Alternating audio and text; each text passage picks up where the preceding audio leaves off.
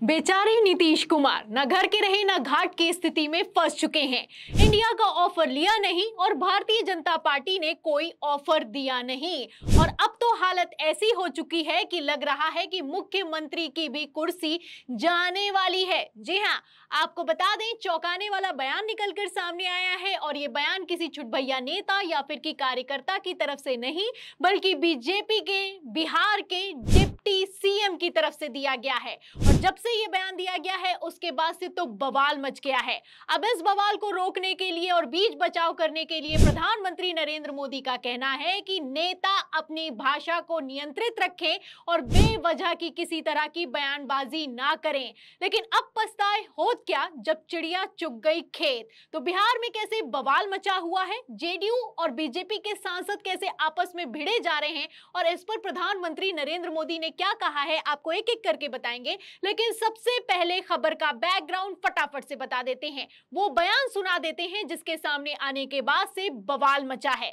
तो आप देखिए खबर भास्कर की, इसमें लिखा हुआ है, अगर शपथ से पहले की बात की जाए तो डिप्टी सीएम सम्राट चौधरी ने 5 जून को कहा था कि हम 2025 का चुनाव नीतीश के नेतृत्व में लड़ेंगे। वे बिहार के नेता हैं, बिहार में 1996 से हम नीतीश कुमार के नेतृत्व में चुनाव लड़ रहे हैं। तो ये बयान सम्राट चौधरी की तरफ से 5 जून को दिया गया था जब शपथ ग्रहण नहीं हुआ था। लेकिन अब तो शपथ ग्रहण हो चुका है और नीतीश कुमार बिहार भी पहुंच चुके हैं। उसके बाद डिप्टी सीएम विजय सिन्हा का बयान निकलकर सामने आया है और जब से ये बयान निकलकर सामने आया है इसको लेकर दावा ये किया जा रहा है कि भारतीय जनता पार्टी अपने ही वादों से मुकर गई है। अब ऐसा क्यों कहा जा रहा है, बयान सुनेगा। देखिए, विजय सिन्हा का कहना है और ये बयान 10 जून को दिया गया है। इसमें लिखा हुआ है कि बिहार में ना कोई किंग है और ना कोई किंग मेकर, सभी जनता से मिले जनादेश पर राष्ट्र के विकास के लिए तत्पर हैं। यानी कि ना कोई किंग है ना कोई किंग मेकर है, यहाँ पर सबको जनादेश मिला है और हर कोई जीता है।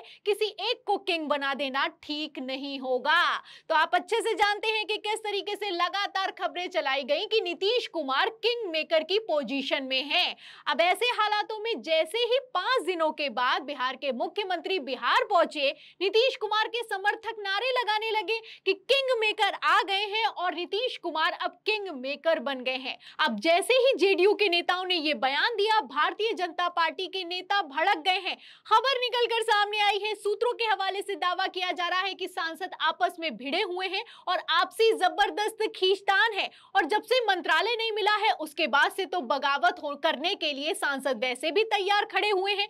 ऐसे हालातों में डिप्टी सीएम ने बयान दिया है और इस बयान ने आग में घी डालने का काम किया है। आपको बता दें कि डिप्टी सीएम विजय सिन्हा का यह बयान सोशल मीडिया पर वायरल हो रहा है और इस बयान के सामने आने के बाद से नीतीश नायडू की तस्वीरों को भी सोशल मीडिया पर शेयर किया जा रहा है और लिखा जा रहा है कि यहां कुछ खास मिलने वाला नहीं है, ना पद मिला है और ना ही इज्जत मिलेगी। तो इन सब के बीच अब प्रधानमंत्री नरेंद्र मोदी निकलकर सामने आए हैं। बिहार में क्या कुछ चल रहा है अच्छे से जानते हैं। अब इसी पर बिहार को लेकर प्रधानमंत्री नरेंद्र मोदी ने बड़ा बयान दिया है। प्रधानमंत्री नरेंद्र मोदी का कहना है कि किसी तरीके की बेवजह की बयानबाजी मत कीजिए, क्योंकि आप जानते हैं कि अगर बेवजह की बयानबाजी होगी तो आप समझ सकते हैं कि किस तरीके से एनडीए में वैसे भी खींचतान की सरकार बनाई गई है। अब ये लोग आपस में ही भिड़ जाएंगे तो एनडीए का क्या होगा, समझने वाले अपने आप में समझते हैं। अब ऐसे में सबसे ज्यादा टेंशन में कोई दिखाई दे रहा है तो वो है प्रधानमंत्री नरेंद्र मोदी। और नरेंद्र मोदी ने क्या कहा है,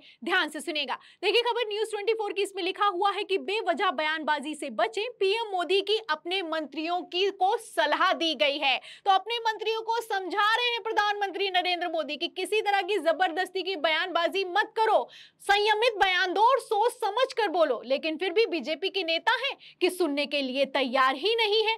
अब ऐसे में जेडीयू के नेता नाराज चल रहे हैं, सांसद नाराज चल रहे हैं। वैसे भी रेलवे मंत्रालय नहीं मिला तो उसके पास आप जानते हैं कि किस तरीके से जबरदस्त खींचतान मची हुई है। अब ऐसे में जब बयान दिया जाएगा तो क्या होगा आप समझ सकते हैं, क्योंकि पहले ही खबर निकलकर सामने आ गई थी कि नीतीश कुमार के 5 सांसद नाराज हैं और तो और संपर्क से बाहर बताए जा रहे हैं। वो नीतीश कुमार के व्यवहार बिहार से नाराज हैं और तो और भारतीय जनता पार्टी ने जैसे धोखा किया है उससे नाराज चल रहे हैं।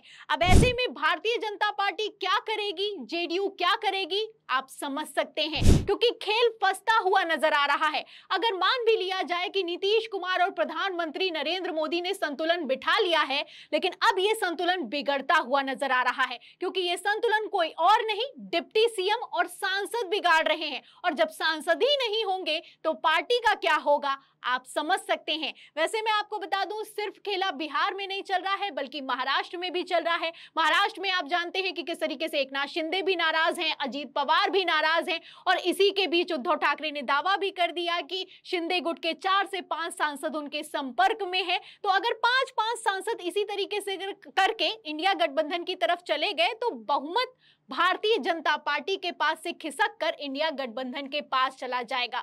और तख्ता पलट तो कभी भी हो सकता है, क्योंकि जैसे ये सरकार बनाई गई है, ये सरकार ज्यादा दिन चल जाए ऐसा कुछ होता हुआ नजर नहीं आ रहा है। एक तरफ जहां बिहार और महाराष्ट्र में बवाल मचा हुआ है, वहीं दूसरी तरफ बंगाल में मैं आपको बता दूं, बंगाल में टीएमसी के सांसद हैं साकेत, उन्होंने बड़ा दावा किया है। उन्होंने दावा किया है कि भारतीय जनता पार्टी के 3 सांसद उनके संपर्क में हैं और जल्दी टीएमसी ज्वाइन करने वाले हैं। देखिए, उन्होंने लिखा भी है कि as of today the numbers in the Lok Sabha are BJP 240, India 237, 3 BJP MPs in West Bengal are in touch with us and there will be a nice surprise soon. यानी कि कहना है कि जल्दी 3 जो सांसद हैं वो हमारी तरफ आने वाले हैं और ऐसे हालातों में भारतीय जनता पार्टी 237 पर हो जाएगी और इंडिया गठबंधन 240 पर हो जाएगा। तो बहुमत का ये आंकड़ा अब पलटता हुआ दिखाई दे रहा है, और कब पलट जाएगा किसी को खबर नहीं होगी, क्योंकि जैसे मंत्रालय बांटे गए हैं ऐसे हालातों में तो ऐसा लगता है कि प्रधानमंत्री नरेंद्र मोदी या फिर कि भारतीय जनता पार्टी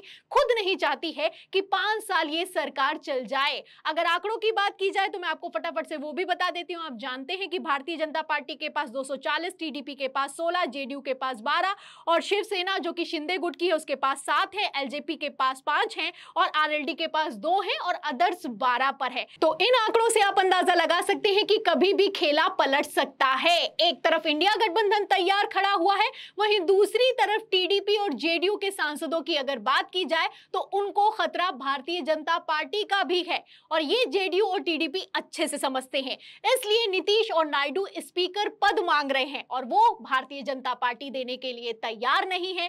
ऐसे में क्या होगा क्या नहीं होगा ये तो आने वाला वक्त बताएगा, लेकिन इन खबरों से आप अंदाजा लगा सकते हैं कि किस तरीके से पूरा का पूरा खेल पलटता हुआ नजर आ रहा है। अब ऐसे में अगर चंद्रबाबू नायडू को स्पीकर पद नहीं दिया गया या फिर कि नीतीश कुमार को नहीं मनाया गया तो बगावत हो सकती है।